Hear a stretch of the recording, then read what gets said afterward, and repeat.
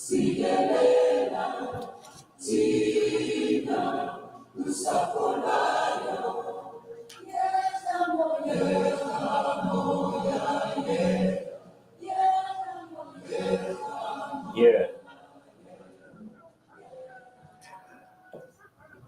Once again, welcome to the greatest and biggest show live from the city of London, United Kingdom. My name is Nana Osagyetfo.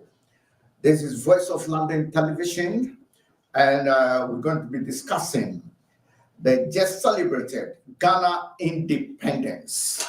And also, we'll be looking at events pertaining the independence. So that will be pro-independence, then independence itself on the day, and then the post-independence. And then a bit about the coup in 1966, yes, February 24. And then we look at what have we got wrong that we are still in the quagmire, and what is the way forward? Finding holistic solutions with ideas. Let me go and of course, before I do that, let me remind my favorite audiences worldwide that whilst you are watching us, you can also pick us on our various social media handles: Facebook, YouTube, TikTok, Instagram, X, and of course, our main IPTV, which is voltv.co.uk. You can also join the conversation. Don't forget to like, share, and subscribe. Let me go straight and welcome my learned colleagues. I have Dr. Osagyetfo all the way from Leicester with us. Doctor, welcome to the show. Yeah, thank you very much. Thank you, Nana Osagyetfo, Dr. Kuntuku. I'm delighted to be part of this show. Great. And so I'm the reincarnated Nkrumah, you know. now, my learned colleague in the person of Teddy Amofa. Teddy, welcome to the show. Thank you. Great stuff. Our other colleagues will also be joining us, in the course of this conversation. We just celebrated the 68th independence back in Ghana, and then of course the various embassies across the world. Ghana independence, 68 years on. Briefly, Doc, 68 years, Ghana independence. What's your overview about the whole pre-independence, independence, post-independence? Just a brief. You know, Osagyetfo, Dr. Kwame Nkrumah made that historic statement. Our independence is meaningless unless it is linked up with the total liberation of Africa. I beg to amend or revise or say something about that. Osagyetfo would also today would say our independence is meaningless unless it is linked up with the total eradication of abject poverty for the whole of Africa. So long as that has not been achieved, I am having difficulties with our independence, because I'm not saying total elimination of poverty, but I mean abject poverty. We must be in a position to cater for the vulnerable of society, the blind, the orphans, the widows, all over Africa. So long as that has not been achieved, I mean, Osagyetfo will be weeping in his grave, because actually we have the capacity and the capabilities to do that. But our selfish leaders, who didn't go with Osagyetfo's call for African unity, they are bringing us back. That's a very powerful delivery there. And so a brief overview to Teddy Amofa. Well, it was a dream, Right. but as to whether the dream was idealistic or realistic is still open to discussion. Hello. We are listening to you. Oh, it seems I've lost you guys. I can only see myself. We are watching you live, and we are enjoying your diverse view. Should I say yes? Yeah. So the point is that Mm. for me is to do with I have a bit of mixed feelings, and I think things could have been done a bit differently. Yes, it's nice to have aspirations and dreams, but then again, since it will be difficult to be on the same for everybody to be on the same page, and you have people who were some were skeptical, and some also had different ideologies. So it's very, very. So for me, it's still the mixed feeling as to whether we can have one whole Africa. I think um, we rather we should have been how they call it independent, and whereby we journey together just like Europe. Because the point is, it would have been difficult though. Because the point is, there will always be differences, and so for me, I think if Ghana had gone our way and stood on our feet economically, and we became as powerful as South Africa, then I think there will be copycat acts. Others will come and learn from us. That's the way I think it should have been. But to say we should group together, I think that would have been a bit problematic. So Okay, okay, Teddy. Good to also have that diverse view. Doc, uh, before Doc comes in, let me welcome our reporter from the motherland in Ghana in the person of Godfrey Asante. Godfrey Asante again, welcome to the Uh, show. thank you for having me. Yes, and how before I come back to the points of Dr. Pipra and of course Teddy Amofa, how was the celebration back home in the motherland, the 68th Ghana independence celebration? How did it go? I would say it was normal, and there was nothing. There was no new thing because it looks like the people of this country have seen it and over. And this time around, we just had it at the presidency. According to the president, he wanted to cut down the cost of it, so it was normal. People were just worried about how the light went off at the Independence Day. So that's the only thing I can say now. It was just normal. People were doing their own business and other stuff. Nana.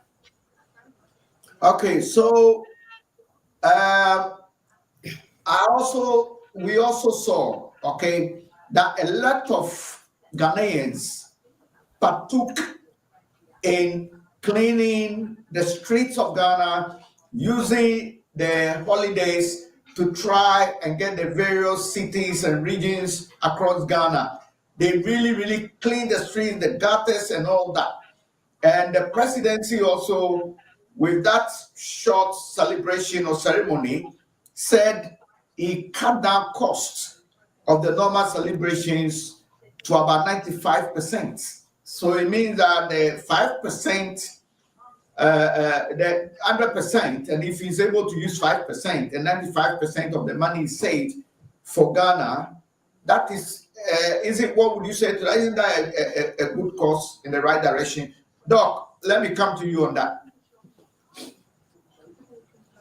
You know, when you in our young days, Independence Day celebration was it was a matter of school children issue. The school children went on march past, and I think, as far as I remember, the president was not involved. It was the Minister of Education. So this overblowing the whole thing has been something of late. And I think, I mean, his opinion, anything that we done to cut down costs, cutting down costs and spending the money on the poor, even it's not part of the discussion, but I was strongly against the creation of new regions. It's a matter of waste of money. We need the money for the poor to create jobs. Why do create extra regions? So I'm in charge. I'm happy that the president took that initiative to do things to cut down costs. Okay, Doc. Teddy, what do you make out of the cost cutting, please? Oh yeah, that was. I think it was necessary. It was important he did that, so I applaud him. Right. Okay. Any other news and reports from Ghana before we continue from where we left off before Godfrey came in? Godfrey, any other? Yeah, this week a lot of things were trending. One of the issues was number of appointees by the president. You know, the president on the election campaign promised to have only 60 ministers. So that's what he was just doing. But the minority was worried and how he managed to appoint a numerous number of presidential staffers. And according to the minority, it's even more than the ministers that he promised, because he was able to appoint 16 presidential staffers in charge of the 16 regions, and other presidential staffers whose their monument is almost like a minister. So this is one of the issues that was trending. But the Minister of Communication at the presidency, Mr. Felix Ofosu-Kwakye, came to debunk the allegation, and he was just saying that the presidential staffers that the minority are just alleging is not that number that the minority were just saying. According to him, that these staffers or these ministers is the smallest appointees the country has ever had. So another is one of the issues that was making trending here. So if you have anything, so if the previous government had 120 ministers, and then the second term had over 88 ministers, and this one is going for 60 ministers, shouldn't we rather be applauding and cutting down costs on the independence celebrations?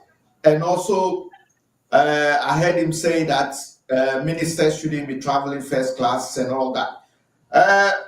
2 months into his presidency, is his call for such measures a positive ones, or Ghanaians still wants leaders who rather come and lord over Ghanaians and then applaud them? Is that the case? Because those of us in the diaspora want lean governments. We want cost-effective government. We want the like Doctor said earlier, Kwame Nkrumah wanted the African unity so that all these unnecessary embassies would have saved a lot of money for Africa. Look at China, the most populous country in the world, almost 2 billion people. They only have one embassy.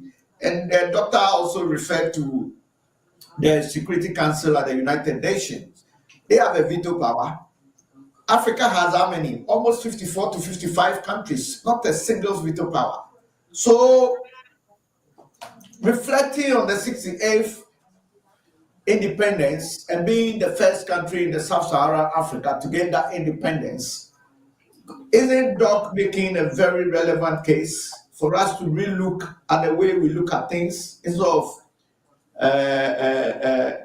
looking at issues from a grander angle instead of us, looking at it from a different angle. What do you make out of Teddy? Because I know Teddy is saying that probably Kwame Nkrumah's move for the independence, was he in haste or something like that? Teddy, if you can clarify. No, no, not in haste. Well, Nkrumah is described more as an African than I a think, Ghanaian. I think. yeah. Can you hear me?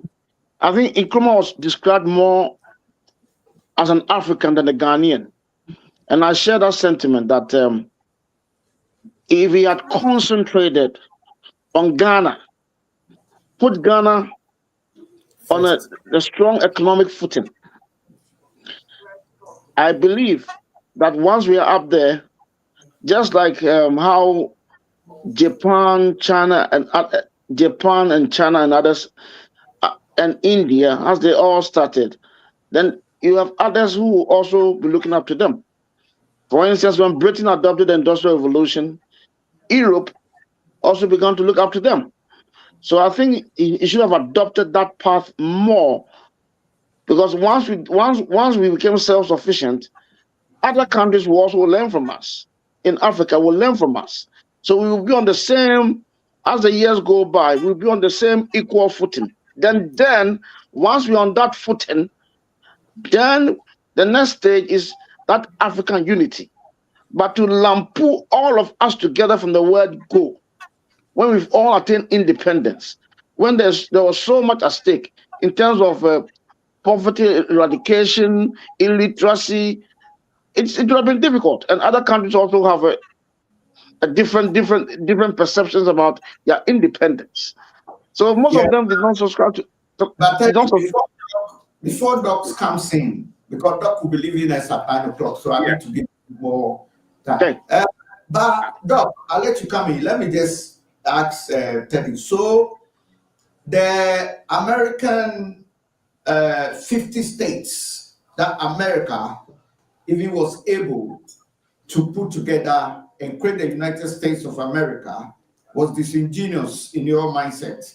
Is it the same case with Europe that saw the need to be united and to even create the euro and even went across, no, let me finish, went across Yeah. Eastern Africa to, after the 1990s collapse of the Soviet Union, to even gather more of the Eastern Europeans to add to Europe to create the EU. So you are saying that Ghana on its own, Kwame Nkrumah's move for unity, taking care of ourselves as one people, as African, in your mindset is wrong. And it should just focus on Nkrumah. So your ideology, what would you say your ideology is? No. You're misconstruing what I'm saying. What I'm saying is that if you look at Europe, if you look at the founding fathers of Europe, before they came together, they were economically strong.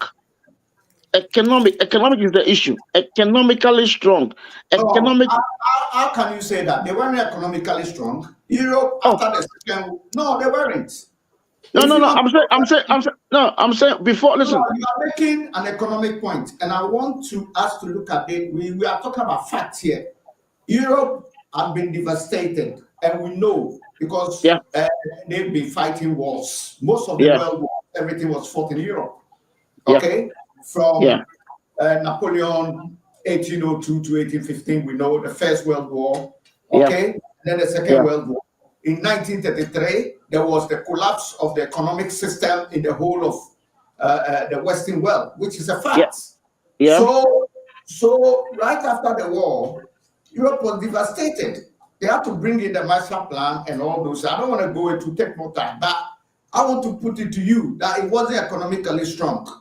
It was individuals that were running the economy of Europe.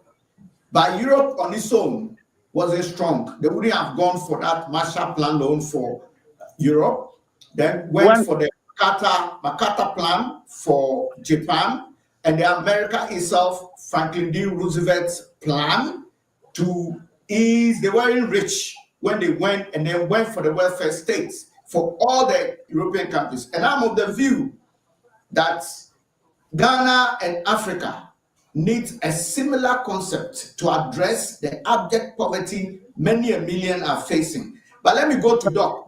We've only got 12 minutes for Doc. We can continue, but Doc, come in, please. Yes, because at the time of Nkrumah's overthrow, let us sit down and count the number of factories he had built, the number of schools, and the coup came and they destroyed all those factories.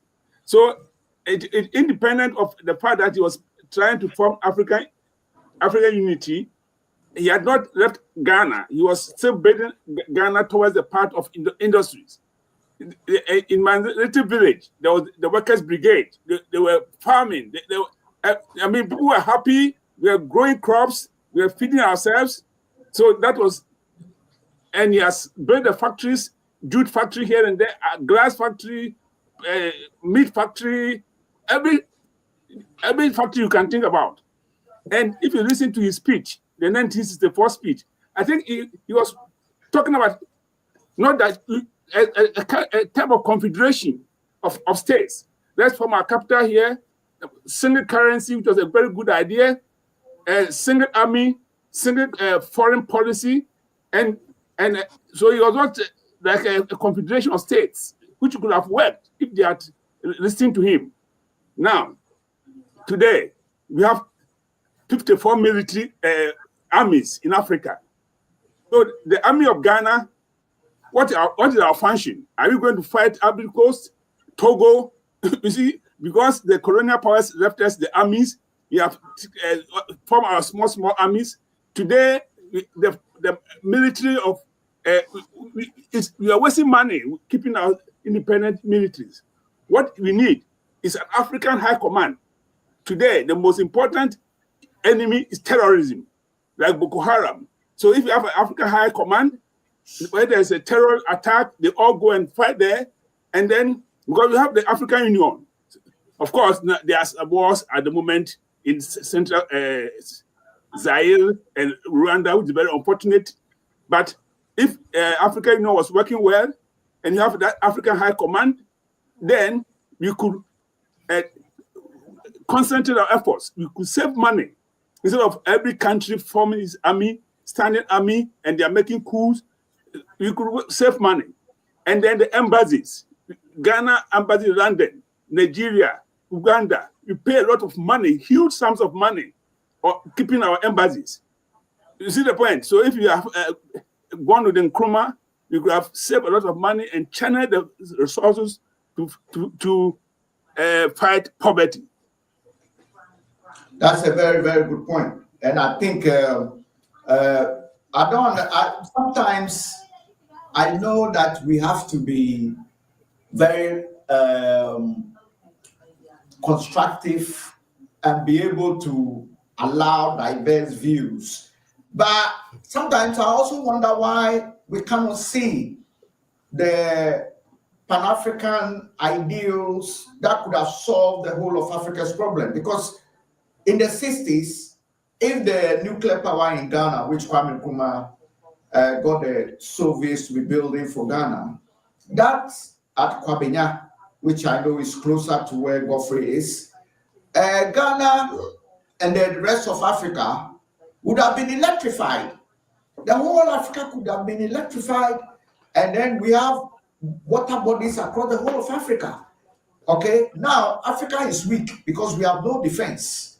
All these things that Kwame Nkrumah was doing, even the Tema Harbor, the Tema Township itself, Meridian Hotel, which is the center of the world, and there is a mark there that could have attract tourism and so much. Sometimes I wonder why, the likes of,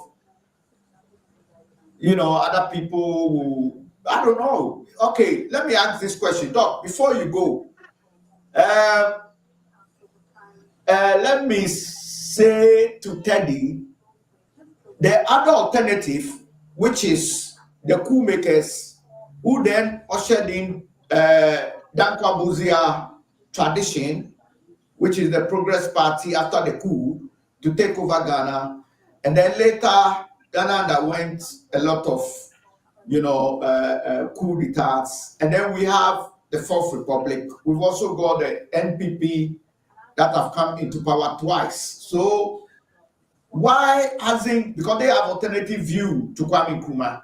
So I'm trying to ask you, Teddy, why haven't they been able to use the power they got after they overthrew Kwame Nkrumah, but rather everything Kwame Nkrumah was just, what's your view on that? You prefer that to what Kwame Nkrumah achieved? I think you misconstrued what I was saying. You misconstrued it. What I was saying is in regard to Europe, but when Europe when they plan to adopt the European Union, at that moment they were strong economically. Britain. You that they weren't strong economically because the European Union started with a 6-member state, and Yes. if you of the still, you see that is why. And then what I'm trying to say is that is right after the Second World War. Okay, so you cannot tell me Europe was economically sound. How? How do you justify that, Teddy? While the European had already started, so they were economically strong. Before I go, may I come in? Yeah, come in, Doc. I want to appeal to the social media generation, the youth of Africa, to work together. You know, I was a doctor in Germany. You know what observation I made? Whenever any black patient came to the medical school, whether he was from, the color was important. Whether he was from Guinea or Zambia or wherever, they would come and talk to me. Hey, Robert, there's somebody from Africa here. Do you speak the same language? Go and translate for us. You know, as far as the Europeans are concerned, our color is the identifying matter. So we have to work together. We have to work together, and of course, we are welcome everybody. We are not going to hate other people, but our color binds us. You are on the street and somebody comes to attack. Who doesn't want you to be in Europe? He doesn't want to. He doesn't ask whether you are from Ghana or from Nigeria or from whatever. So I'm appealing to the youth, the social media generation, to work together. What we can start with, I mean, we can start from somewhere, like the big politics. We form one military together, one currency, free visa, we trade together.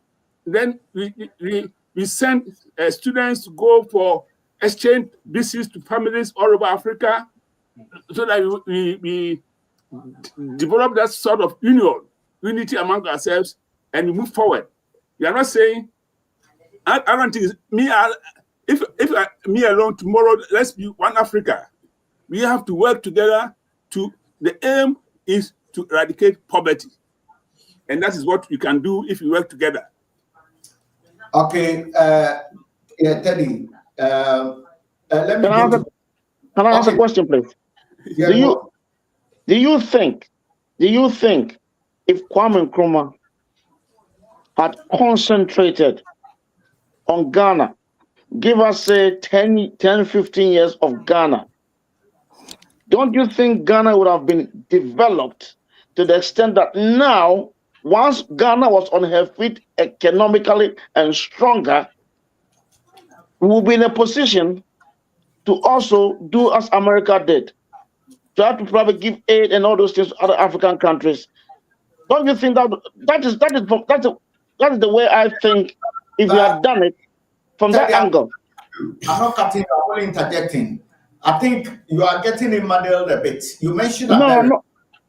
No. America is not one country. Before they became America, you and I know they kept taking over countries and also, to get the 50 states. It's a 50 country. Africa is 54. They are able to do what that means, whether war or what, whatever state, they were able to get the 50 states working. Kwame Nkrumah, the idea of the European Union, Kwame Nkrumah had already got a Pan-African thing.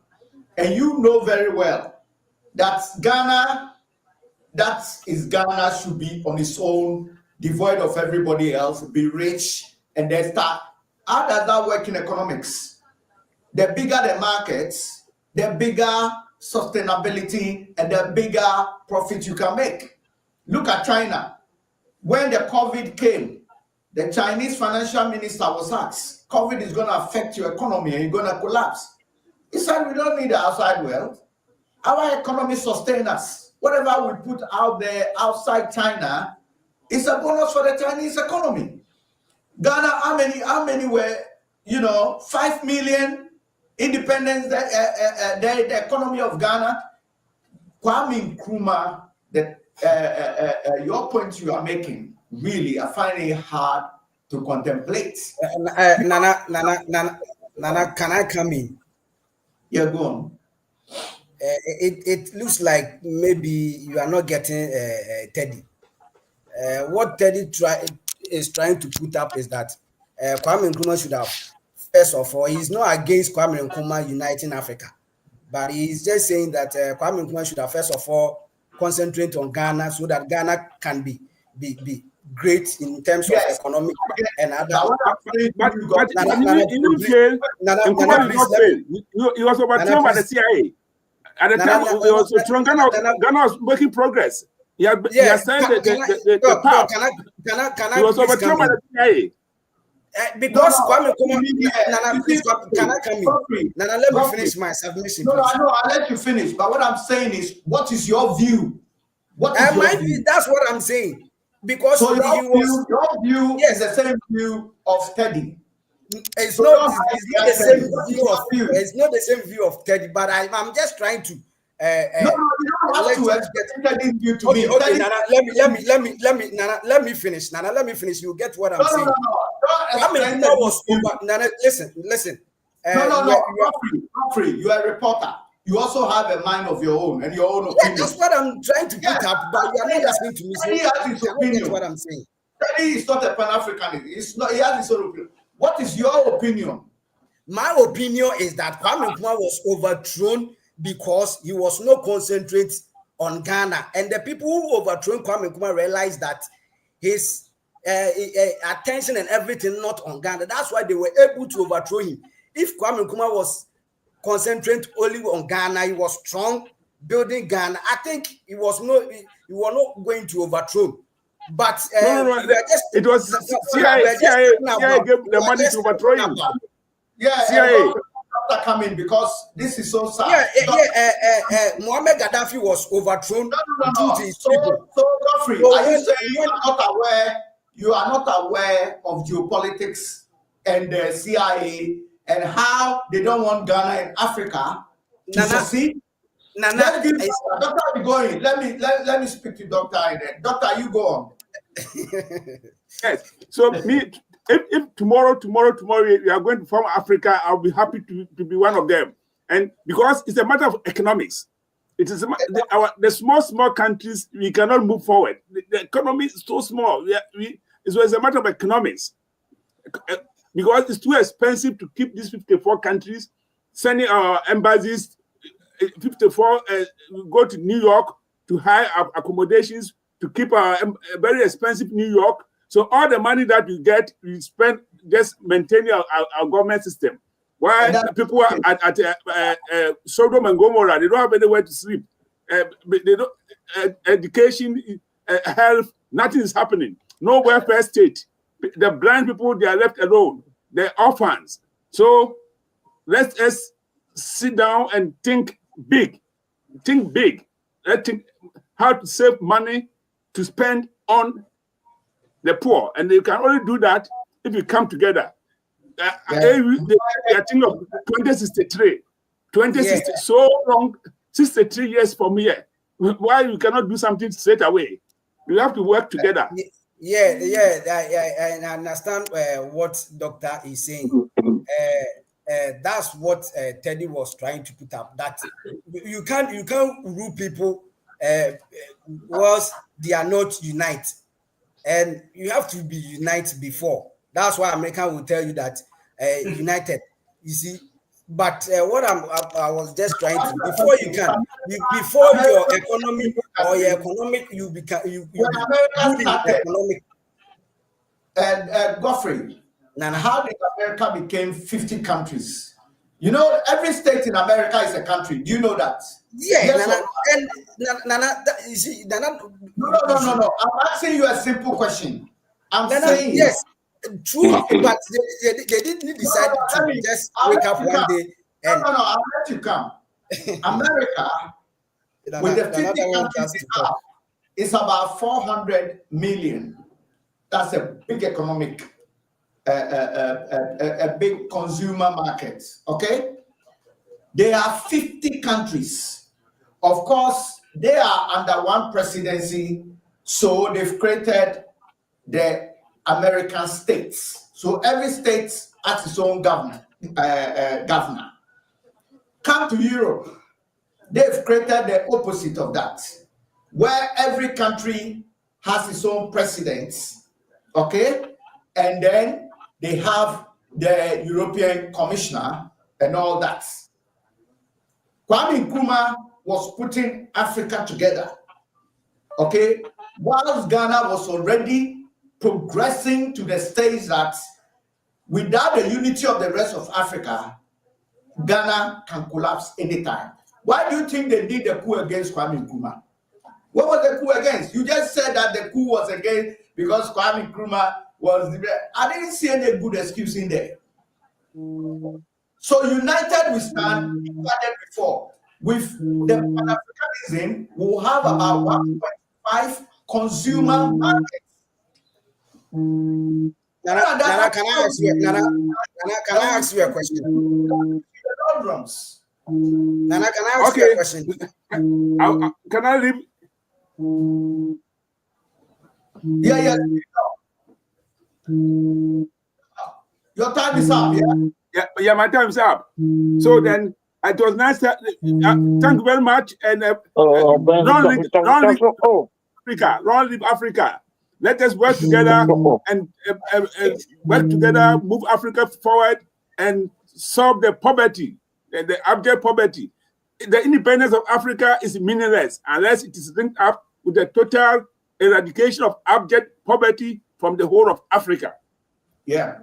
And thank you so much on that note. And we'll be having Doctor occasionally now and then as the show unabated. Thank you so much, Doc.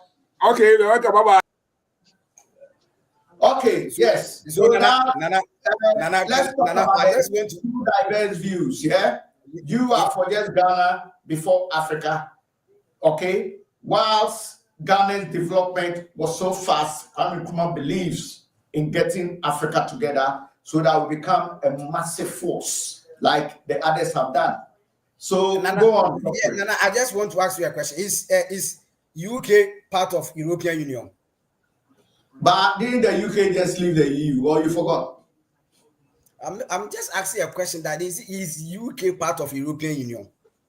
But UK was part of the European Union until 2-3 years ago. Or you don't know that?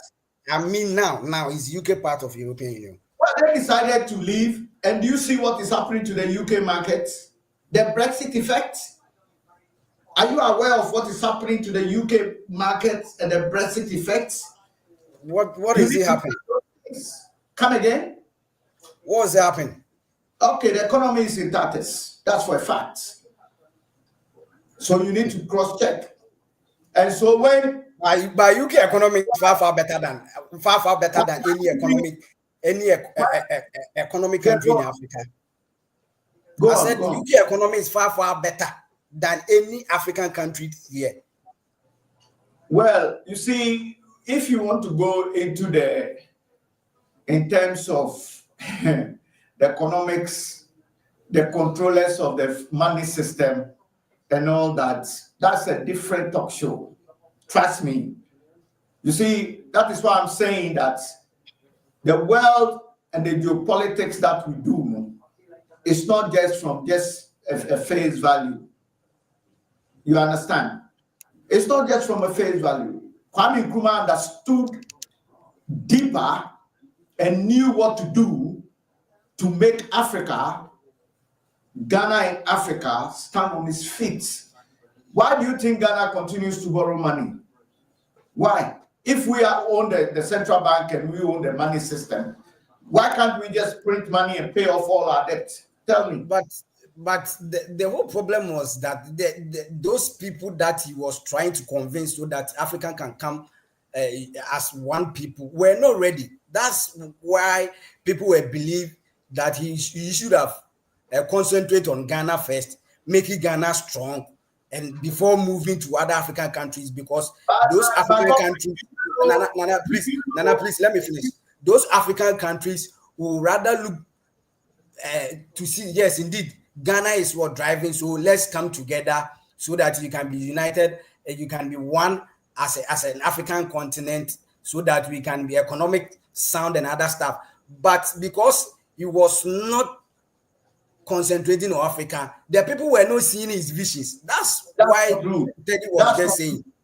Godfrey, let me tell you what. In every endeavor, you will have issues. There are people that will have an opposing view. Like you have an opposing view over Kwame Nkrumah. I understand. That's not a problem. Oh, I don't have a opposing. But my view is that we should have concentrated on Ghana first. Build Ghana before moving on. Let me ask you a question. The Ghana first agenda that you keep talking about, what Kwame Nkrumah did for Ghana was more than Ghana first. That is what you don't understand. And when you took power, right, what have you done?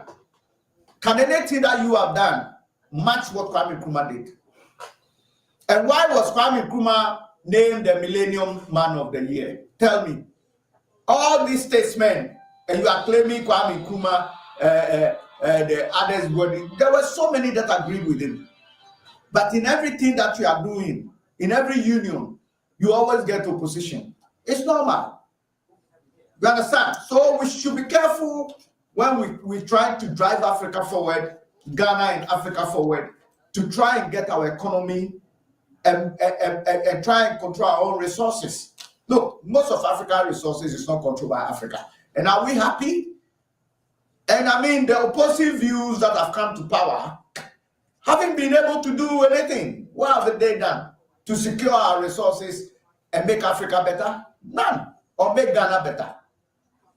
Zero.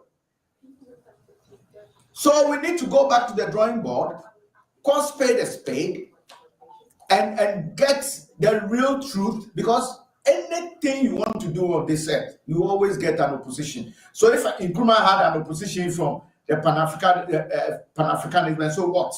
There were hundreds and thousands that were in support. But we don't want to look at that. We only want to look at those few that were, so let's be very circumspect, Yeah, I see Teddy has come back. Sorry, Teddy, Doc just left us. And I think you were on when Doctor left, and you were also waving, isn't it? Yeah. That's very good. So my question to you guys is that, look, the independence have been fought. The independence have been, we got the independence. Now the post-independence, after Kwame Nkrumah was overthrown, Ghana went into the doldrums, and that's fact. We haven't been able to recover. And those days, Teddy, I know you have family that were top CPP, and you know it as a fact. Look, when a Ghanaian travels abroad in the 60s under Kwame Nkrumah, they salute Ghanaians and they respect even every African that travels abroad. When you ask them, they'll tell you they are Ghanaians. Why? Because of Kwame Nkrumah. Historically, anywhere you go in this world, the moment you mention a black man, Kwame Nkrumah. So we need to sometimes, whilst we are also engaging other views and things, until we can be united and have, a serious economic endeavor, then we're gonna be, going in circles. Everybody will come, those in power, those elites, they will come, share the money, and they go. So we got to be very circumspect. Okay, Teddy, let's have a final word, and then Godfrey to have a final word. We can run up. Yeah. Yeah, tell me. Any hope? Any hope for Ghana in Africa? Oh yeah, there's there's room for improvement. There is room for improvement. For how long? 68 good years. For how long? Oh well, I can't put a time frame on it, but I think we'll have a, a, a different generation with a different perception. Because what we see now is people going into governance with a different perception. That's the problem. Self-interest and all those things. I think once you go into public services, is a call to be altruistic and not for personal gain. And until we eradicate that thought, I think we'll go around in circles. That's why I said Yeah. a different perception, a different generation will come with the same with that mindset of being altruistic. Why can't our generation change it? Our generation is too late for us, I'm afraid, because what they've seen. Say that. Because the point is what they see. Means you giving up. Not at all, not at all. What they see. But now, if you look at, for instance, the last election and from 2016 in Ghana, if you look at it's been a silent revolution. I'll put it that way, a silent revolution in terms of the electorate now being more discerning, more seeing things more openly, and therefore not putting their trust per se in what the politicians say. And for instance, what happened to the NDC in 2016 was a novelty, and the MPP did not learn. The MPP thought it would never happen to them. So that silent revolution is now moving at a pace, and now we are seeing the blouse and skirt type of voting also now on the increase. So I think now we are seeing a silent revolution in terms of some people call it a political coup d'etat. But the point is, that's what we are seeing now, a gradual process. Would you say the last election was skirt and blouse?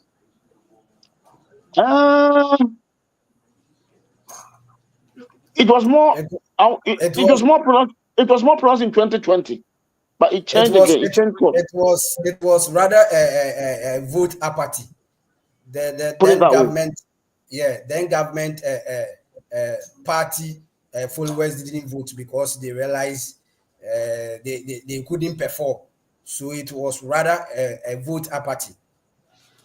So if let's say vote apathy, if it's vote apathy, would you then admit that the people were disappointed in the government? Oh, absolutely. Oh yeah, people were disappointed. If they were disappointed in the government, is it right to say then the government didn't perform, so therefore they were disappointed? Of course. Yeah. So if we are admitting all these things, then it means that we need to strategize and find a better way forward where we can try and find solutions to address the added poverty, procure and secure the sustainability of Africa. Nana, that's the right way, because we, the Africans, or in Ghana here, the industrialization is one of our biggest challenge. We always do this buy and sell business. So if you're a government and you come to power, the only thing that you should rather see, or what the people are expecting to stabilize the economy, stabilize the CD against the foreign exchange.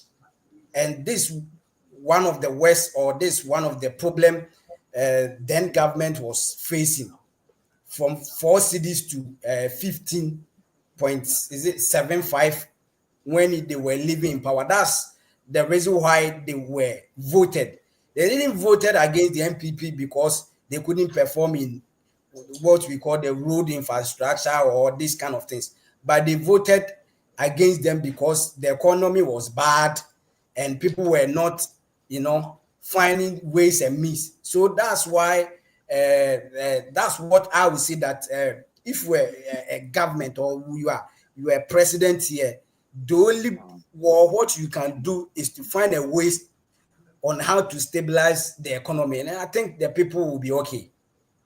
So, if you are saying that what you just said, and Kwame Nkrumah, the first president of Ghana, back to the independence issue, had manufacturing. Ghana was building its own factories, and even I understand that at Tema, Ghana had a boat yard and was building boats that other countries come to buy. Glass factory, jute. I mean, compare that to today. So therefore, that was in the 60s, even with roads, concrete roads that he was building. And we still think that, nobody is perfect, but I think he really deserved the West according him the Millennium Man of the Century. And I think that is a well-deserved title. Can I ask a question, please? Yeah, go on. We are trying to run up, so go on. Go on. Don't you think that during the 60s, there were challenges but facing the government to the extent that Kwame Nkrumah was even contemplating going to the IMF? Do you think that was sign of the times? Come again? I said Nkrumah was facing severe economic crisis in the 60s that he was even contemplating going to the IMF. Don't you think that was probably a sign of the times of Nkrumah? His economic policies? I think Kwame Nkrumah made a very important statement. He said that Ghana and Africa has never been poor. It is the people. And we had the resources to balance whatever was going on. Look, let's also look at it from a bigger angle. Kwame Nkrumah, even if he wanted to go to IMF, which you are saying that he didn't go to the IMF, right? When you look at the control of the money system and what Kwame Nkrumah did, no other leader, not even your Lee Kuan Yew, Teddy, your own Lee Kuan Yew from Singapore cannot match Kwame Nkrumah.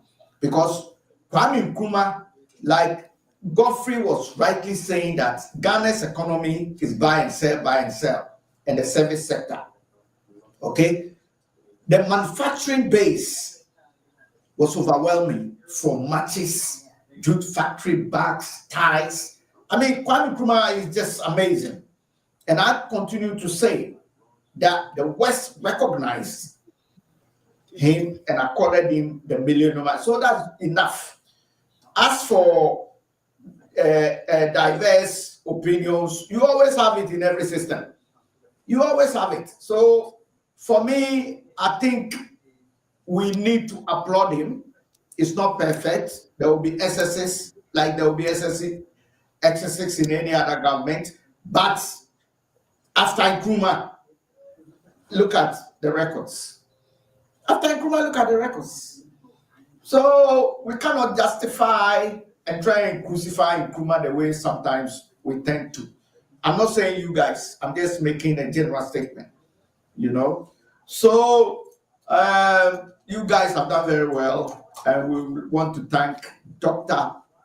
Osagyetfo for joining us all the way Leicester, a medical doctor, and then our top reporter from the motherland Ghana in the person of Godfrey Asante Ejei, and then my very learned colleague Teddy Amofa. It's been a great pleasure. Nana, before I will take my leave, there's other trending, or let me say, this week there will be another issues because finance minister will this week appear before the parliament to read his first budget for the country, and people are on expectation on how or what they are expecting, because prior to election, the government promised to scrap the betting tax, Levy the and all e-levy, those. and Yeah. the COVID-19 levy. So Yeah. people are just willing, and I know that after removing this, they will rather come or introduce a different tax, and this is what the people are just waiting on the 11th of this month. Yeah. The finance minister will come. So I think Ghanaians are just waiting. Anybody who or anyone that you can speak to will tell you that they are just waiting for the government to, as he promised, to get rid of these Yeah. taxes. So this is one of issues that or Okay. I areas think that we that's a good one that you chip in, and I think that we'll also be looking at the budget and we'll be doing a show on it as well. And like you said, we need to find holistic solutions. It doesn't matter which divide that we are on. We need to find, and the only solution, like Godfrey, you were suggesting, that we need to make sure we can address the buy and sell, buy and sell. The buy and sell is also part of the economy, but what we are saying is that we need to focus on the manufacturing base more so that our exports can be less. Our imports can be less and our exports can be more. You understand? That way we can cut down on the foreign exchange, and I'm sure all these fluctuations when it comes to the foreign exchange thing can be a thing of the past. So we need to focus on those things, and I think if we can increase exports and then lower imports more, we'll be laughing. The country will be laughing, and such models can also trickle down the rest of Africa. As for the current AU and all that, I'm sure we need to. So I think, we need to be. So where is the match factory?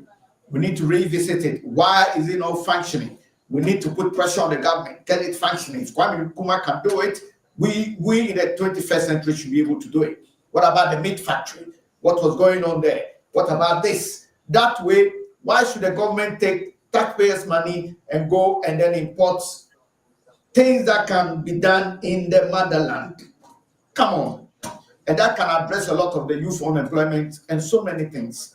So I think we need to look at these things. As for the service sector, Ghana is thriving because we got a lot of tourism and hotels and all those things, and then we've got the diaspora coming to Ghana. Nana, before you go, I would like to ask this question, Teddy and you, our Sunyani West MP, what she did at the floor of Parliament, and people of this country are just bashing her on the social media. I mean, to me, I don't know. To me, I think it's very bad. But what did she do? Jog my memory. What did she do? I heard something of that. What did she do, please? Yeah, Jog my memory. she was just making a submission on the floor, and the people were worried about her tenses. So, and to me, I think she was. She's a first-time MP. She reminds me. She reminds me of an MP. I think when was it? Yeah, I think is it the second? Hawa Kumsi. No, Hawa Kumsi. No, that was the KD MP, innit? The lady who we had the MPP had a hairdresser. I remember. Yeah. A hairdresser. And I think they tried to bring in a lawyer in the second time. She went independent. I recall vividly. Yeah, I must say the MP for Akwetia. Yes. Yeah. So to me, what they did to Gifty Amankwaya Boa was to me. Well, since she was voted by her constituents, she has a right. I think she has a right to speak in the practice. The practice at the house, you cannot stand up and speak. Your leader will give you a topic. They will give you a day for you to make your submission at the floor of the house. So it's not like you go there today, then this is the topic that I want to talk about. So that's why you'll be seeing speaker mention names, because they have given you a topic and they have submitted the names to the speaker. So speaker knows that tomorrow maybe Mr. Teddy will speak about maybe health. So I think she didn't prepare because a majority leader Haruna Mahama Ayariga is always your leader who gives you the topic to make your submission on the floor of parliament. And I don't know, maybe she being a first time, that's why she was fumbling and putting the sentence in any way. But the way Ghanaians went on her neck, I think to me, the language is not our mother language, so it's adapted. But even this guy fumbled the first time. If you recall, at Yeah, Mills when I was present, he fumbled. Yeah, he A fumbled. plus because A plus. No. Atamils also fumbled. Yeah. When Atamils, economics and onomics and the economics. And even Tony Blair fumbled the first time. Obama also fumbled the first time. Obama also fumbled. So it happened. The point I want to make. Nana, if I may ask, how do you make of it? Because me, I was worried because the language is not our language. Let me give you my candid opinion. She's very pretty lady. Yes, I think I've seen the comments on social media, and I think that is very unfortunate. I think that in Nigeria, those that cannot speak the fluent English get away with it. You know why? Because they have the pidgin English. It's well established. Exactly. So with the pidgin English, they can butcher them, bro. For people who say, "Oh, it's part of the pidgin," then the person gets away with it. In Ghana, we've become too much intellectual. Some way we say. And you remember, and I think this these guys have got it right. East Africa, Swahili as an alternative to English. Yes, we haven't. That's our problem because we do have it. Even the last parliament, the 8th parliament, there was so concerns about this. People were just raising concerns on that they should allow them to speak local language. And you know where they got it wrong. I've always heard this view is the educational system. I've always had the view that we should have if you school in Greater Accra, they should have a dialect which will rival English. We study all the way to SS, not to university. So once you study to SS as a compulsory subject like English, if you're in the Volta region, Ewe, Ashanti region, Ashanti. So you do it from the basis all the way to Essex. So you become conversant in it. So when you are in parliament, when you are speaking it's equally as how they call it. Lumba. What Godfrey is trying to say is that why couldn't she speak in a local dialect? That's a problem. So I think that they should be allowed to speak in the local dialect. Definitely. And then we should have an interpreter or a sign language. I think the sign language, we have it on the TBC. Yeah, they do sign language. Exactly. So these three things: sign language, interpreters for any local language. Okay. If we have at least the sign language interpreters should be something that should be advocated for, because the Constitution of Ghana, when you look at the Constitution of Ghana, our official language is English. Yeah. And then they'll tell you other languages in the Constitution. Then you have Akan, you have Ga, you have this, you have that. Our local language is in the Constitution of other languages. It's like in the army, other ranks. They are not respected. Officers, they are respected. So, Nana, one thing that I want to say is that when you are not a member of parliament and you are outside parliament, people think that the practice there is like it's when we are having here. When you go to parliament, their practice is different. So when we are not aware or okay with the practice, these are the things that you are going to face, because that's why this first time MPs always sit at the back bench. It means you are not going to talk. You have to study the practice. You have to follow the proceedings of the house. When you are when you become conversant with the practice of the house before they will allow you to talk.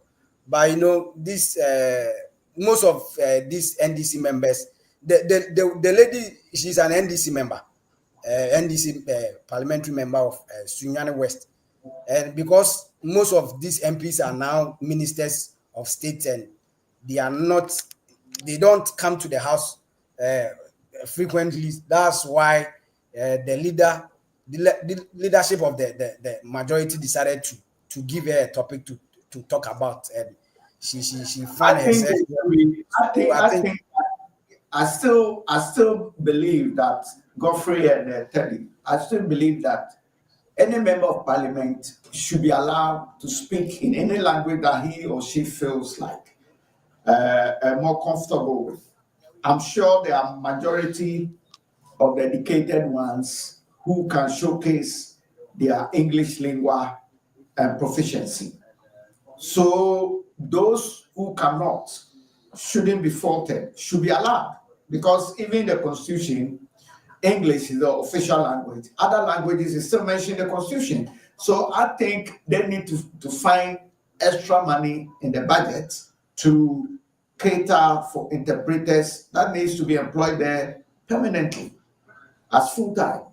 And that is the way forward, because leadership doesn't just depend on language, and also performance and being efficient and bringing results.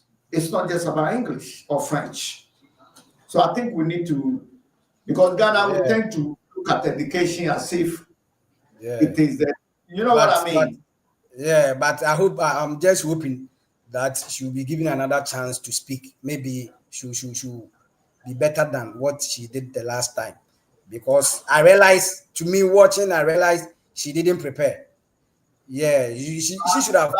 Teddy, what about Kobeduse in the first parliament? I think it was. I think they were the veranda boys, and I don't know were they ministers or so. Was he a minister? Yeah, I'm just saying they couldn't speak much English, but they were No, able but, to. but they were veranda boys. But were they in parliament? Well, as a minister, Was he a uh, minister? and you have to attend to answer. I think before Kwame Nkrumah became president, we had a prime ministerial system, isn't it? And then Yeah, in Yeah, but 19, when we became republic, we then had a presidential system. yeah, So he was a minister. yeah, I think he was a minister. But Yeah, I mentioned his name because I think, if I'm not wrong, he also yeah, had. he was also not an educated person. So But anytime he he was. appeared, He made yeah, a lot of anytime strides. He yeah, made a lot anytime of he appears before the house, exactly. he was just finding difficult to explain things, Yeah. and Anyway, that I think that we need to stop using the English as a, yeah. as a. Nana, Nana, do you know one thing about this? Like when we are doing a report or in an English or in English, mostly we mostly write them. So I was just expecting her to do all these things, putting her speech into writing and read it. I think, But Godfrey, didn't you? I think she's a very confident woman, though. Even yeah, though like the way she stood up, people thought, yeah, she was a very confident, I saw it and I was like, oh, even though yeah, she was. that's Nana, Nana, that's what I was just saying. That people always think speaking at the floor of parliament is like you are on a radio station or a TV show where you can put or you can say anything. But that place, the party is different. You have when we are speaking, they have a way of putting up their words together. So that's what I was just seeing, that maybe being her first time, that's why she was there fumbling. But I was just expecting her to put I think all we need to address that situation into anyway. writing. Yeah. So that people will be more comfortable in. Yeah. Tell you, what do you think? Hmm. I don't know. I think the way things are. Yes, Sadia. Why won't the brophobia only degree and only academic Because and the men come here to my way because then that because, should be the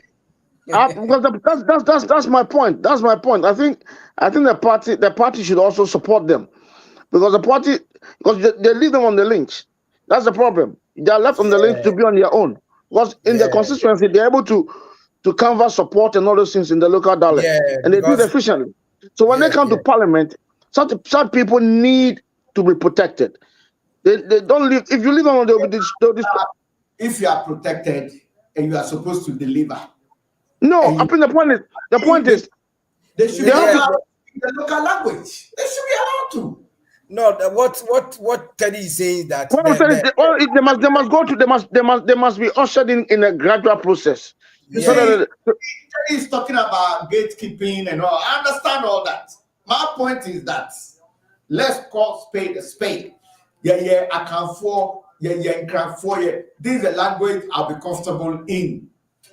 That house needs to get interpreters. Yeah, that's today I was just you don't agree with what I'm saying. Yeah. Today I was even speaking to one of my colleagues who is a parliamentary correspondent. I told her that I was surprised that the woman should have rather tell speaker that she's comfortable in speaking the local language, because you can just stood up and say, Mr. Speaker, I would like to speak. The problem is, I think but maybe she should be maybe she will feel shy to speak the language. Speak the local language. They will laugh at him. The journalists and the people will laugh at them. Yeah, the whole country will laugh at him because it has never happened before. So I think that's an issue. Yeah. So unless yes. Oka when him say Oka your best friend say na MPB our. So she was one of these learned ones, like the leader. That's what I was just saying, that the leader and all the leader should have.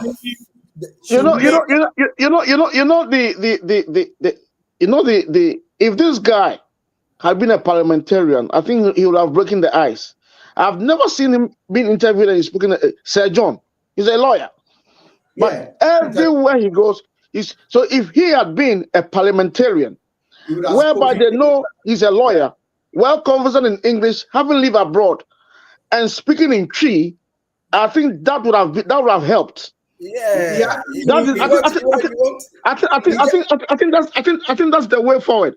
An educated person. Break that deadlock. We want someone to break that deadlock. No, I think if Sir John was a parliamentarian, he would have broken the ice. He speaks English fluently, he's lived abroad, but he's very, very conversant in the local language. So we need that type. That type of person. These leaders who are well educated should lead the way. And I remember the speech President Mahama gave, and then he cited the State of the Nation address. And then I'll say the length of a frog.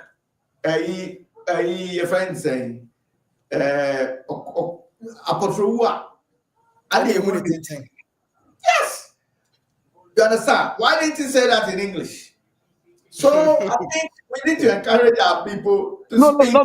The point in English is it will be like that. You have to qualify differently. Yeah. So you have to be very, very, very good in both. But remember he's also from the north, so it's not his language. Yeah. So that's a difficulty. Yeah, but that's what I was saying. I'm saying that maybe being a first timer, that's how it will happen, because looking at your people and In fact, try to read what your leader has given to you offered is not something that, if you are not someone who has been speaking over and over on the floor of parliament, you find it difficult. So I was just expecting the woman or the MP to put all those things into writing and read. I just think that some people are rhetoric, so they'll flow. If you put Teddy there, he doesn't need to wait. Yeah. When that's what I'm saying, that we have people when you give them the topic. If you put me there, for God's sake. Yeah, that's what I'm saying. We have people, when you give them the topic, they will do their own research and put everything in their head. I think I just think that they are not eloquent enough in the English, so they try to speak it. That's where they had a problem.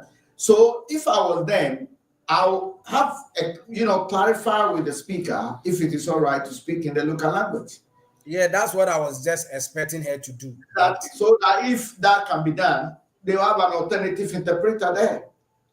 Because, okay, how do this European Union meet people from other countries that don't speak English? They have a device that translates into your language. 21st century, why can't we have similar in Ghana? So I don't know. Unless because there were other people who were just advocating that the chamber or the parliament has to allow the MPs to speak any language they want. But we are still trying on how this thing will go, Nana. All right. Anyway, it's been an interesting discussion. Once again, politics, economics, and current affairs. We spoke about the Ghana independence 68 years on. We had Dr. Pipra Jenfi with us. We had our top-notch reporter from the motherland, Godfrey, and our learned colleague, Teddy Amofa. It's been a great pleasure. I'd like to remind our worldwide audiences that there is Legacy Africa film that is coming. It's a must for everybody. In Ghana, it will be premiered somewhere in May. Sometime in May. So I think I'll get the dates. In London, it will be premiered in June 28th, 29th. So I'll also inform our worldwide audience to look out for the Legacy film. It's a Pan-African film, a village boy who grew up, became a medical doctor, and transitioned to become a very successful man and giving back to Africa, like you do in law, pro bono, giving back to the community and giving back in law. So thank you so much, guys. We will definitely hook up again. Thank you.